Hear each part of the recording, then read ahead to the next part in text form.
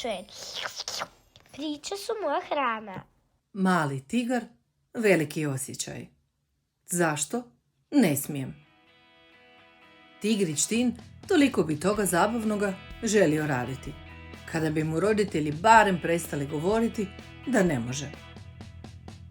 Zašto sladoled ne smijem smazati? Zašto komad torte ne mogu dobiti veći? Za spavanje već je vrijeme, no sasvim sam budan i ne želim leći. Zašto ne mogu vrtlariti kao mama? Zašto ne smijem voziti, a tata smije? Zašto na mjesecu ne smijem živjeti? Zbilja se čini da daleko nije. Pokušao sam pristojan biti, pitao smijem li i najljepše molim, ali pomfrit s čokoladom dobio nisam, premda ga najviše volim.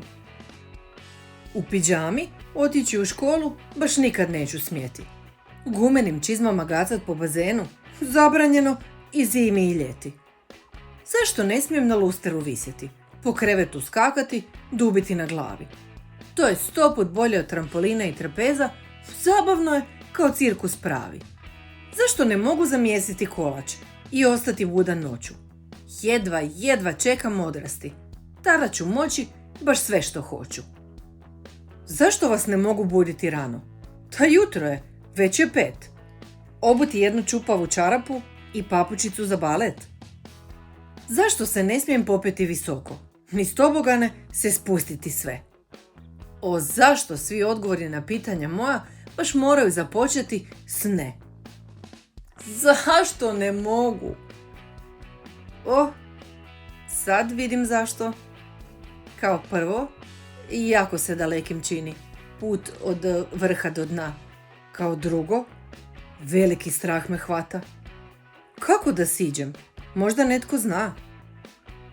Zašto sam uopće mislio da je ovo dobra ideja mi bila? Zbilja bih mogao pasti, a letjet ne mogu jer nemam krila. Ali, kad vidim kako me čekate spremno, i pasti neću jer nisam sam. Znate što je za mene dobro, iako ja to ponekad ne znam. Vi volite, vragolije moje, sve moje greške i moje inate. Premda na sva moja pitanja odgovor pravi već unaprijed znate. I zato učinit ću sve odmah, čim prije, da ne pitam stalno zašto se ne smije.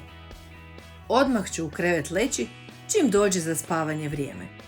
Kada mi kažete da nešto ne mogu, znaću da najbolje to je za mene. Biću miran, poslušan, dobar i sve ću od sebe dati. Reći ću, naravno, nema problema, i istog vas trena poslušati.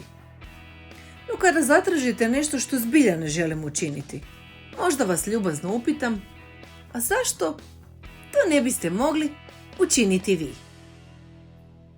Hvala ti što me slušaš.